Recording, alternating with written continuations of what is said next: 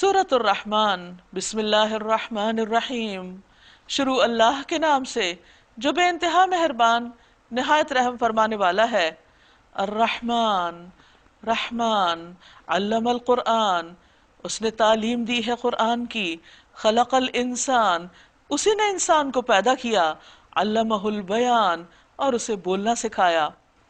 اللہ سبحانہ وتعالیٰ کی بے شمار صفات ہیں، لیکن اس میں سے اس کی خاص صفت الرحمن، جو بسم اللہ میں بھی آتی ہے، بسم اللہ الرحمن الرحیم۔ اور قرآن مجید کا جب آغاز ہوتا ہے اس وقت بھی ہم اللہ تعالیٰ کی صفات رحم کو پکارتے ہیں ایک طرح سے۔ تو اللہ تعالیٰ کی یہ رحمت ہے، اس کا ایک انعام ہے، اس کی ہم سب انسانوں کے اوپر ایک خاص شفقت ہے کہ علم القرآن، اس نے قرآن کی تعلیم دی ہے اور اس تعلیم کو اپنی طرف منسوب کیا۔ یعنی اگرچہ نبی صلی اللہ علیہ وسلم نے ہمارے سامنے پیش کیا، لیکن آپ کو بھی سکھانے کا بندوبست اللہ تعالیٰ نے فرمایا کہ اس میں جتنی بھی قوموں کے واقعات بار بار دہرائے جاتے ہیں، ان کی تاریخ دنیا میں کسی کو معلوم نہیں، صحیح ریکارڈ جو ہیں وہ صرف اللہ کے پاس ہیں، تو وہی کے ذریعے آپ صلی اللہ علیہ وسلم تک پہنچائے گئے، پھر آپ نے ہمیں دیے۔ یہ سارے واقعات کیوں سنائے اللہ تعالیٰ نے؟ ہم پر رحم فرماتے ہوئے کہ دیکھو تم وہ نہیں کرنا جو انہوں نے کیا، کہیں ایسا نہ ہو کہ تمہیں بھی اس انجام سے دوچار ہونا پڑے۔ اسی طرح اور کون سی چیزیں جو ہمارے حق میں بہتر ہیں، کون سی چیزیں نقصان دہ ہیں، سب کچھ اس کتاب میں بتا دیا گیا۔ خلق الانسان، اسی نے انسان کو پیدا کیا۔ اب دیکھیے کہ پہلے قرآن کی بات ہوئی، پھر انسان کی بات ہوئی۔ تو جس رب نے یہ قرآن بھیجا ہے اسی نے انسان کو بنایا ہے، اور پھر انسان کی وہ خوبی جو اسے باقی خوبیوں سے، باقی مخلوق سے ممیز کرتی ہے، بالکل الگ کرتی ہے، وہ ہے بولنے کی صلاحیت، بولنے کی قوت۔ اور بولتا انسان اس وقت ہے صحیح طور پر جب وہ صاحب شعور ہوتا ہے، نہیں گویا انڈائریکٹلی بتایا گیا کہ انسان کو عقل عطا کی، ورنہ تو چڑیا بھی بولتی ہے، پرندے بولتے ہیں، اور بہت سے جانور بولتے ہیں، بکریاں بھی بولتی ہیں، لیکن ان کا بولنا اور انسان کا بولنا بہت مختلف ہے۔ اور انسان کا بولنا کیا ہے کہ اس کے اندر اللہ نے سوچ سمجھ کی صلاحیت رکھی، خواہشات رکھی، جذبات رکھے، احساسات رکھے، اور انسان ان سب چیزوں کو ایکسپریس کرتا ہے اپنی زبان کے ذریعے۔ کتنا وہ عقل مند ہے، کیسے وہ جذبات رکھتا ہے، کیا وہ سوچتا ہے، یہ سب کچھ ہماری زبان ہی اگلتی ہے۔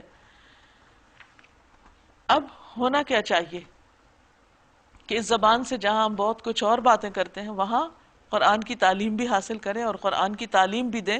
حدیث میں آتا ہے خیرکم من تعلم القرآن وعلمہ، تم میں بہترین ہیں وہ لوگ جو قرآن سیکھیں اور سکھائیں۔ اس لیے بحیثیت مسلمان ہماری ذمہ داری بنتی ہے کہ اللہ کی اس کتاب کو توجہ دیں اور دوسروں تک پہنچائیں۔ الشمس والقمر بحسبان۔ اب آپ دیکھیں حیران کن بات ہے، ایک طرف تعلیم کی بات ہوتی ہے، دوسری طرف کائنات کی نشانیوں کی بات ہے، ایک طرف قرآن کے اترنے کی بات ہے، دوسری طرف اللہ تعالیٰ کے عجائبات ہیں جو سورج چاند کی شکل میں ہمارے سامنے ہیں، یہ بھی اسی کے بنائے ہوئے ہیں۔ تو جس رب نے یہ اتنے حساب کے ساتھ بنایا، فرمایا الشمس والقمر بحسبان، سورج اور چاند ایک حساب کے پابند ہیں۔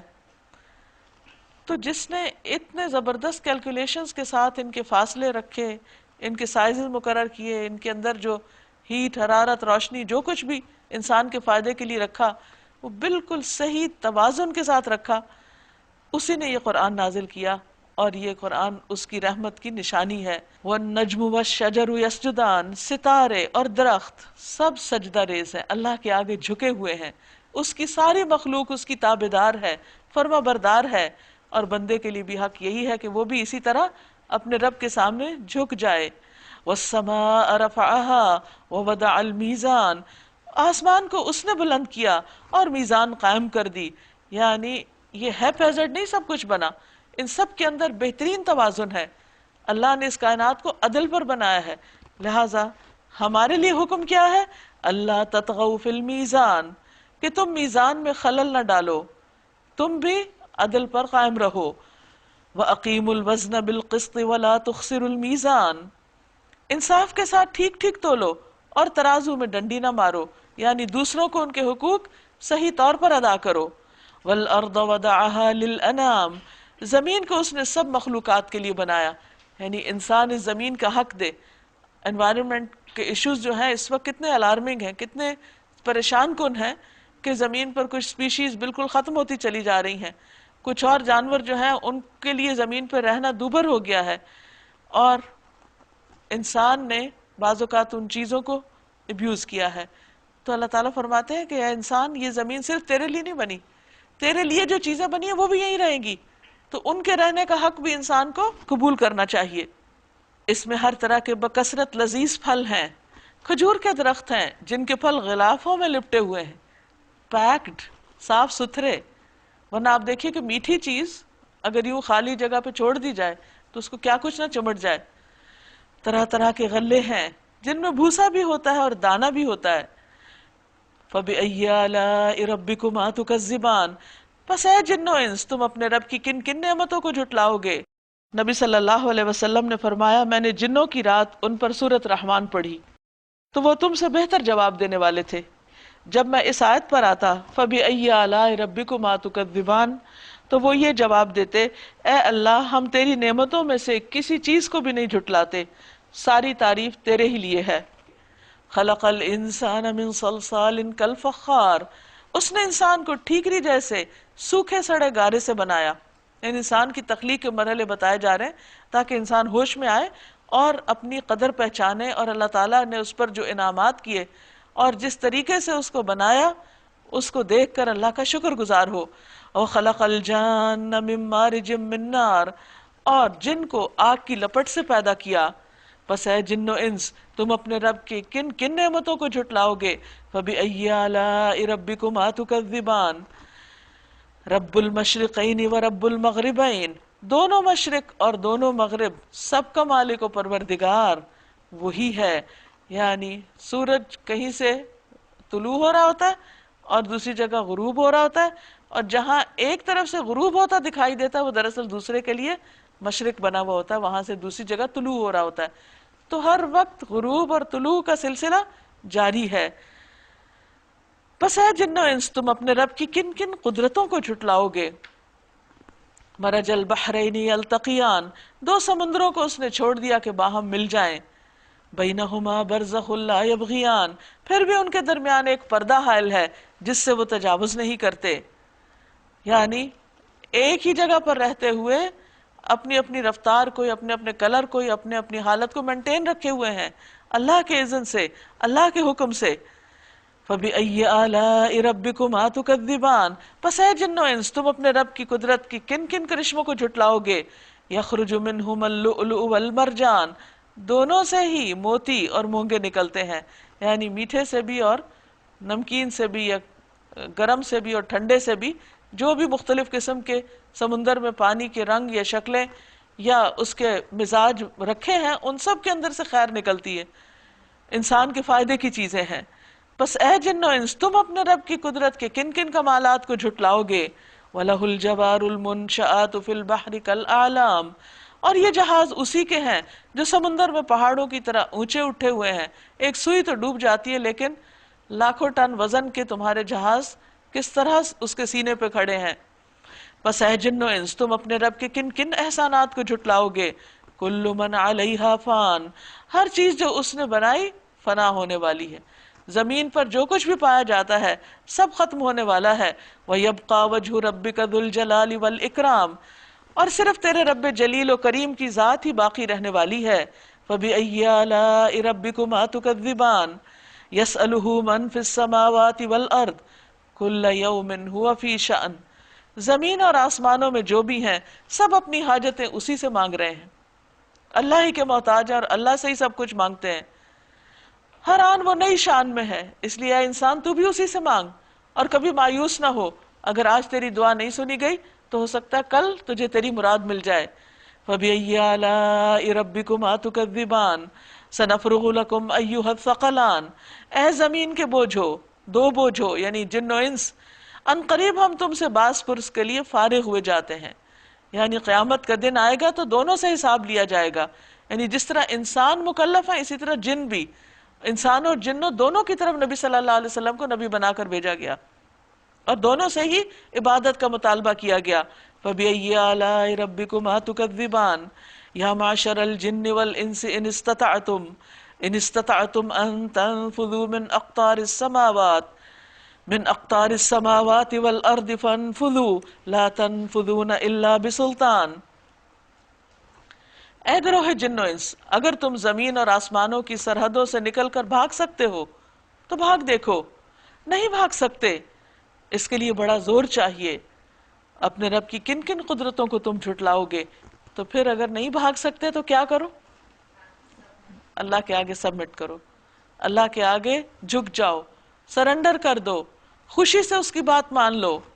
تمہارے پاس اتنا زور نہیں ہے جو تم بھاگ سکو کہیں۔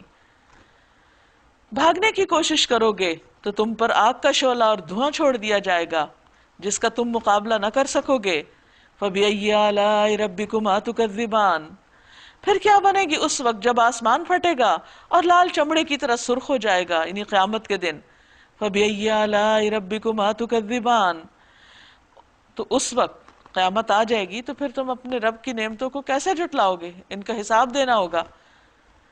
فَيَوْمَئِذٍ لَا يُسْأَلُ عَنْ ذَنْبِهِ إِنسٌ وَلَا جَانٌ، اس روز کسی انسان اور کسی جن سے اس کا گناہ پوچھنے کی ضرورت نہ ہوگی، کیونکہ نامہ اعمال تیار ہو کے سامنے آ جائے گا، ہاتھ پاؤں گواہی دے رہے ہوں گے، اور ویسے اللہ سبحانہ وتعالیٰ خود سب سے بڑھ کر جاننے والا ہے۔ فَبِأَيِّ آلَاءِ رَبِّكُمَا تُكَذِّبَانِ يُعْرَفُ الْمُجْرِمُونَ بِسِيمَاهُمْ، مجرم اپنے چہروں سے ہی پہچان لیے جائیں گے، یعنی پوچھنے کی ضرورت ہی نہیں، جو جیسا ہوگا وہ اس کے چہرے سے ٹپک رہا ہوگا۔ فَيُؤْخَذُ بِالنَّوَاصِي وَالْأَقْدَامِ، تو ان کو پاؤں سے اور ان کے پیشانی کے بالوں سے پکڑ کے کھینچ لیا جائے گا۔ فَبِأَيِّ آلَاءِ رَبِّكُمَا تُكَذِّبَانِ هَٰذِهِ جَهَنَّمُ الَّتِي يُكَذِّبُ بِهَا الْمُجْرِمُونَ، اس وقت کہا جائے گا یہی وہ جہنم ہے جس کو مجرمین جھوٹ قرار دیتے تھے، جھٹلاتے تھے، مانتے نہیں تھے۔ یطوفون بینہا وبین حمیم آن، وہ اس میں اور گرم کھولتے پانی کے بیچ میں گردش کرتے رہیں گے، جیسے کہ پیچھے بھی اس کی تفصیل گزری ہے کہ جہنمیوں کو جب بھوک لگے گی تو زقوم دیا جائے گا، وہ اتنا کڑوا ہوگا کہ شدید پیاس لگے گی، پانی مانگیں گے تو ابلتا پانی دیا جائے گا جس سے ان کی آنتیں گل کے باہر آ جائیں گی۔ جب وہ پانی پی چکیں گے اور اس سے کوئی پیاس تو بجھے گی نہیں، تو واپس ان کو دوبارہ جہنم میں جھونک دیا جائے گا، پھر وہاں پر تڑپیں گے اور دوبارہ یہی سائیکل چلتا رہے گا۔ فَبِأَيِّ آلَاءِ رَبِّكُمَا تُكَذِّبَانِ وَلِمَنْ خَافَ مَقَامَ رَبِّهِ جَنَّتَانِ، اور ہر اس شخص کے لیے جو اپنے رب کے حضور پیش ہونے کا خوف رکھتا ہے دو باغ ہیں، یعنی اب اچھے لوگوں کا انجام بہت اچھا بھی ہے۔ فَبِأَيِّ آلَاءِ رَبِّكُمَا تُكَذِّبَانِ ذَوَاتَا أَفْنَانٍ، ہری بھری ڈالیوں سے بھرپور۔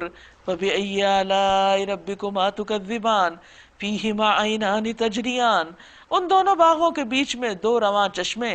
فَبِأَيِّ آلَاءِ رَبِّكُمَا تُكَذِّبَانِ، دونوں باغوں میں ہر پھل کی دو قسمیں۔ فَبِأَيِّ آلَاءِ رَبِّكُمَا تُكَذِّبَانِ، جنتی لوگ ایسے فرشوں پر تکیے لگا کے بیٹھیں گے جن کے استر دبیز ریشم کے ہوں گے، اور باغوں کی ڈالیاں پھلوں سے جھکی پڑ رہی ہوں گی، یعنی جنت کی نعمتوں کا تذکرہ ہے۔ فَبِأَيِّ آلَاءِ رَبِّكُمَا تُكَذِّبَانِ، ان نعمتوں کے درمیان شرمیلی نگاہوں والیاں ہوں گی۔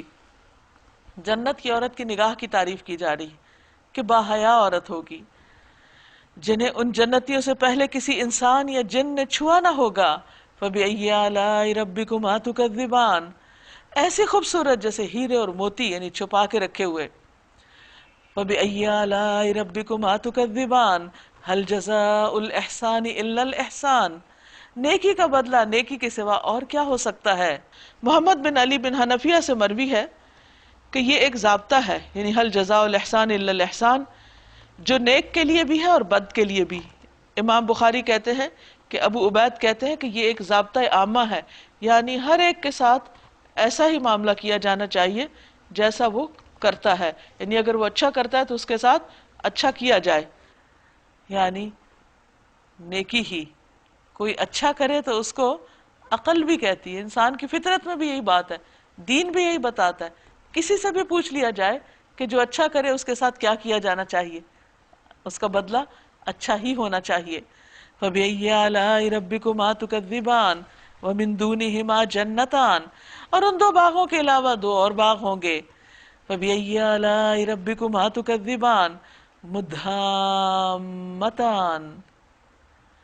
گھنے سرسبز شاداب باغ، فبأي آلاء ربكما تكذبان، فیہما عینان نضاختان، دونوں باغوں میں دو چشمے فواروں کی طرح ابلتے، فبأي آلاء ربكما تكذبان، ان میں بکثرت پھل اور کھجوریں اور انار۔ جریر کہتے ہیں میں نے سلمان سے پوچھا رضی اللہ عنہ، اے ابو عبداللہ، یہ جو جنت میں کھجور اور درخت ہوں گے یہ کہاں ہوں گے؟ انہوں نے فرمایا اس کی جڑیں اور تنے سونے اور موتیوں کے ہوں گے، اور اس کے اوپر والا حصہ کھجوریں ہوں گی، یعنی نیچے جو اس کا سٹیم ہے اور جو شاخیں وغیرہ ہیں وہ دنیا کی کھجوروں سے مختلف ہیں۔ وَبِأَيِّ آلَاءِ رَبِّكُمَا تُكَذِّبَانِ، ان نعمتوں کے درمیان خوب سیرت اور خوبصورت بیویاں، یعنی ظاہر اور باطن ان کا خوبصورت۔ فَبِأَيِّ آلَاءِ رَبِّكُمَا تُكَذِّبَانِ، خیموں میں ٹھہرائی ہوئی حوریں، فَبِأَيِّ آلَاءِ رَبِّكُمَا تُكَذِّبَانِ لَمْ يَطْمِثْهُنَّ إِنسٌ قَبْلَهُمْ وَلَا جَانٌ، ان جنتیوں سے پہلے کسی انسان یا جن نے ان کو چھوا نہ ہوگا۔ فَبِأَيِّ آلَاءِ رَبِّكُمَا تُكَذِّبَانِ، وہ جنتی سبز قالینوں، نفیس اور نادر فرشوں پہ تکیے لگا کے بیٹھیں گے۔ فَبِأَيِّ آلَاءِ رَبِّكُمَا تُكَذِّبَانِ تبارک اسم ربک ذی الجلال والاکرام، بڑی برکت والا ہے تیرے رب جلیل و کریم کا نام۔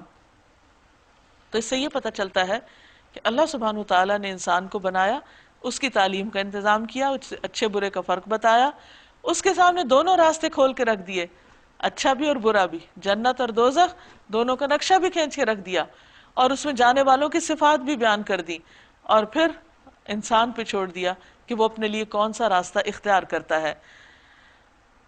اور اگر کوئی نہ بھی مانے تو رب کا نام تو بہت برکتوں والا اور بہت جلال و اکرام والا ہے، اسے کوئی فرق نہیں پڑتا کہ کوئی ایک شخص بھی اگر اس کی اطاعت کی طرف نہ لپکے، تو اس میں ہماری اپنی عزت اور ہمارا اپنا فائدہ اور بھلا ہے کہ ہم اپنے رب کی طرف خوشی سے آگے بڑھیں، کیونکہ اگر ہم صرف اس کے آگے کھڑے ہی ہوں گے تو وہ دوڑ کر ہماری طرف آئے گا۔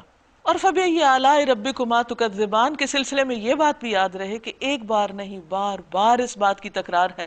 اللہ سبحانہ وتعالیٰ کا یہ رحم ہے، اس کی رحمت ہے کہ اس نے انسان کو خبردار کیا اور اسے نعمتوں کو دیکھنے، ان پر غور و فکر کرنے کی دعوت دی، اور اسے پہلے سے بتا دیا کہ اتنا کچھ تمہیں دیا گیا ہے کہ جس کو تم جھٹلا نہ سکو گے، جس کا تم انکار نہیں کر سکو گے۔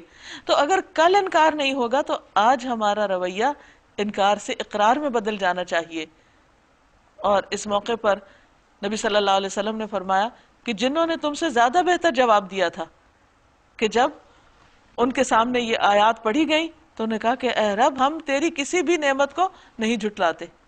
تو اللہ تعالیٰ سے دعا ہے کہ وہ ہمیں بھی ان نعمتوں کا صحیح معنوں میں اقرار کرنے، اعتراف کرنے، ان کا حق ادا کرنے اور اس پر اللہ تعالیٰ کا شکر ادا کرنے کی ہم کو توفیق عطا کرے۔